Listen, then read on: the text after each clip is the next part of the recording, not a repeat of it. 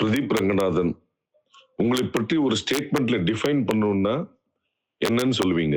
யாரையும் வேணும்னே யாரையும் தெரிஞ்சே ஹர்ட் பண்ணாம,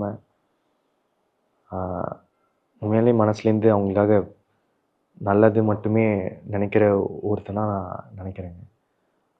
அதை தாண்டி எனக்கு அவ்வளவா நானே எனக்கு தெரிஞ்சுட்டு தான் இருக்கேன். நீங்களும் அஸ்வத்தும் ஒருத்தர் முதல்ல பார்த்தப்போ என்ன இம்ப்ரெஷன் இருந்தது? இப்போ அது எப்படி இருக்கு? அஸ்வத் முதல்ல பார்க்கும்போது எனக்கு ஒரு அவர் ஏற்கனவே சினிமாவில் இருந்த மாதிரி ஒரு ஃபீல் இருந்துச்சு. நாளே கிணறு அதெல்லாம் முடிச்சுட்டு, ஸோ ஒரு சீனியரை விட்டு நிறைய கற்றுக்கலாம் அப்படின்னு இருந்தது. அப்புறம் ஒர்க் பண்ண ஆரம்பித்தோடனே டீ கடைக்கு கூப்பிட்டு போயிட்டு இருந்தார்.